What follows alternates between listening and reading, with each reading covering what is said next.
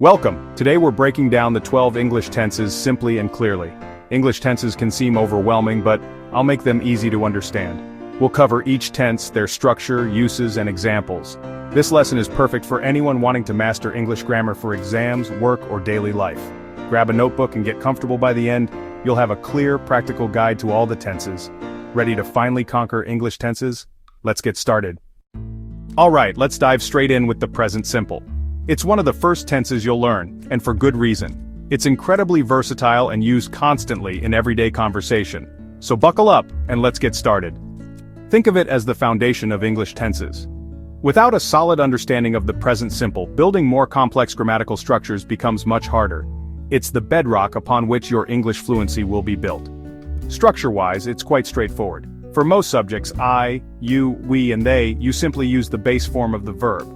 However, there's a slight tweak for the third-person singular, he, she, it. In these cases, you need to add either s or es to the end of the base verb. This is a crucial rule to remember. For example, I work, she works. Notice the added s on the verb when used with she. We primarily use the present simple to express facts and general truths, things that are always or generally true. For instance, the Earth revolves around the sun. This is a scientific fact, a universal truth, and therefore perfectly suited for the present simple. It's also the go-to tense for describing habits and routines, things you do regularly. For example, I wake up at 7 every day. This describes a daily routine, a recurring action, making present simple the ideal choice. When you see adverbs of frequency like always, often, and never, they often signal that the present simple tense is being used. These adverbs indicate how often an action occurs. Believe it or not, we also use it to talk about scheduled future events, particularly those on a timetable or fixed schedule. For example, the train leaves at 3 p.m. tomorrow. Even though it's in the future because it's a scheduled event, we use the present simple. And, surprisingly, it's also used in storytelling, especially when summarizing plots or describing events in a narrative.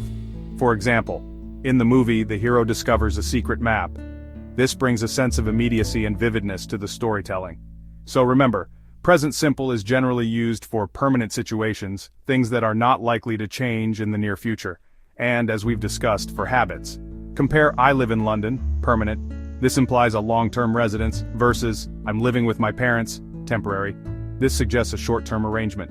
Mastering this tense is a key step towards sounding natural and clear in English. It allows you to express yourself with confidence and accuracy. So, practice using it with your own routines, your own facts, and your own general truths. The more you use it, the more natural it will become. Now that we've got a good handle on the present simple, let's move on to the present continuous and see how it differs. The present continuous tense is a fundamental aspect of English grammar, allowing us to describe actions that are unfolding in the present moment. It's a dynamic tense, capturing the sense of ongoing activity and immediacy. It's not just about what's happening this very second, but also actions occurring around the present time, perhaps within the span of a day, a week, or even a month. It gives context to the duration of the action. The structure is quite straightforward. Subject plus am slash is slash are plus verbing. This formula is the key to constructing sentences in the present continuous tense. Remember to use the correct form of to be, am is are, depending on the subject. For example, I am talking right now as you are listening. They are watching a movie, completely engrossed in the story. Use it for actions in progress, actions that have started but are not yet finished. For instance, I am watching a video to learn something new. Also for temporary situations, things that are not permanent or habitual. She is studying for exams this week, a temporary focus before the test. Time expressions like now are often used with this tense, at the moment, indicating something happening presently. And these days are clues that the present continuous might be the right tense to use. You can also use it for future plans arrangements that are already decided. For example, I am meeting friends on Friday, it's already scheduled. When used with adverbs like always or constantly, it can show annoyance or criticism. He is always interrupting me, it's a frustrating habit. Here's a key difference. Present simple is generally used for habits and routines, whereas present continuous is specifically for actions happening right now, at this moment. Or temporary situations, things that are not permanent fixtures in your life. Now try describing what you're doing right now using this tense. What actions are unfolding in your life at this very moment? Next, let's delve into the intricacies of the present perfect tense. The present perfect connects past actions to the present. Structure subject plus have has plus past participle. Example, I have finished, she has seen.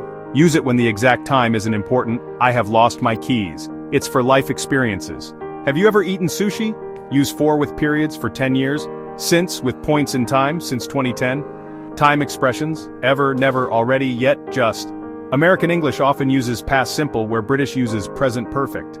Key present perfect is for actions with present results or unspecified time. Past simple is for finished actions at a specific time. Practice by talking about your experiences.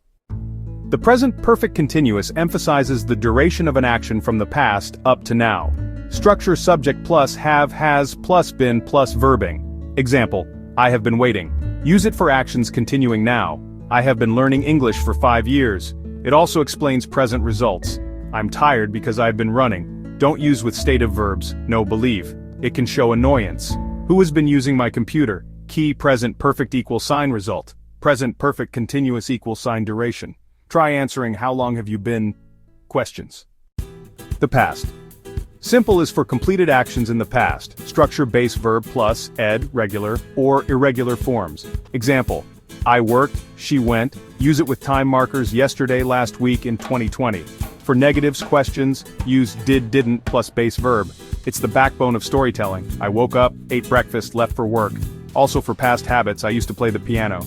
Key past simple needs a finished time. Present perfect does not. Practice by telling a short story about your day. Let's move to the past continuous. Keep your stories clear with this tense. Let's delve into the past continuous tense. This tense is a valuable tool for painting vivid pictures with your words, allowing you to describe actions that were unfolding at a particular moment in the past.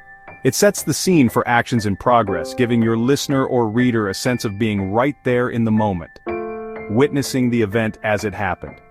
Think of it as a spotlight illuminating a specific activity that was underway. It pinpoints an action occurring at a specific time in the past. It's not just about what happened, but what was happening at a certain point. Structure subject plus was, were plus verbing. Was is used with singular subjects like I, he, she, and it, while were is paired with plural subjects such as we, you, and they. The verbing form indicates the continuous nature of the action. Example, I was reading, immersing myself in a captivating story. They were studying, diligently preparing for their exams. Use it for background actions, to describe what else was happening around a main event. At 8 p.m. I was watching TV, relaxing after a long day. Combine with past simple for interruptions to show how a shorter action broke into a longer one. I was walking home enjoying the cool evening air when it suddenly started to rain, forcing me to quicken my pace. While often introduces past continuous, indicating that two actions were happening simultaneously. When introduces past simple, often signaling the interrupting action. Use for parallel actions to describe two or more things happening at the same time. I was cooking, preparing a delicious meal while he was setting the table, getting ready for dinner. Great for building atmosphere and stories, creating a sense of suspense or intrigue. The wind was howling, I was waiting, my heart pounding in my chest. Key past simple equal sign completed action, a finished event. Past continuous equal sign action in progress, something that was ongoing. Practice by describing what you were doing, reflecting on your activities. Think about what you were doing at a specific time yesterday. Next, the past perfect. Let's clarify event order in the past and understand how the past perfect helps us do that. The past perfect shows an action happened before another past action. Structure subject plus had plus past participle. Example, I had finished, she had left. Use it for clarity in event order. When I arrived, the train had left. Time expressions by the time, already, before, after. Also used in reported speech, he said he had seen the film. Sometimes past simple is enough if the order is clear, but past perfect adds precision. Key, past simple equal sign one past event, past perfect equal sign an earlier past event. Practice by telling a story with two past actions. Now the past perfect continuous. The past perfect continuous highlights the duration of an action before another past event. Structure subject plus had plus been plus verbing. Example, I had been working. Use it for ongoing actions before a past moment. He was tired because he had been jogging. Great for answering, how long, about the past. Avoid with stative verbs, I had known him, not I had been knowing him. Excellent for setting background in stories. They had been preparing all day. Key past perfect equal sign completion, past perfect continuous equal sign duration. Try describing what you had been doing before something happened. The future simple uses will for predictions, promises, and spontaneous decisions. Structure subject plus will plus base verb. Example: I will go, she will decide. Use for predictions: I think it will rain. For instant decisions: the phone rings, I'll get it. For offers, promises: I'll help you, I won't tell anyone. Will often follows I think, probably, or I'm sure. Shall is formal and rare in modern speech. Compare will for decisions, predictions, be going to for plans or evidence. Practice making predictions and promises. Next, the future continuous. The future continuous describes actions in progress at a specific future time. Structure subject plus will plus be plus verbing. Example: I will be working. Use for ongoing future actions. This time tomorrow I will be lying on a beach. Also for polite questions: will you be driving into town later? Don't use with stative verbs, no like. Key: future simple =, complete action, future continuous =, action in progress. Practice by imagining what you'll be doing at a certain time tomorrow. Now, the future perfect. The future perfect is for actions completed before a future time. Structure subject plus will plus have plus past participle. Example: I will have finished. Use with by phrases: by 10 p.m. I will have finished my homework. Also for logical conclusions: he will have arrived by now. Great for setting goals: by next year I will have saved $5,000. Key: future simple =, will happen. Future perfect =, will be completed by a certain time. Practice by setting future goals using this tense. Let's finish with the future perfect continuous. The future perfect continuous focuses on the duration of an action up to a future point.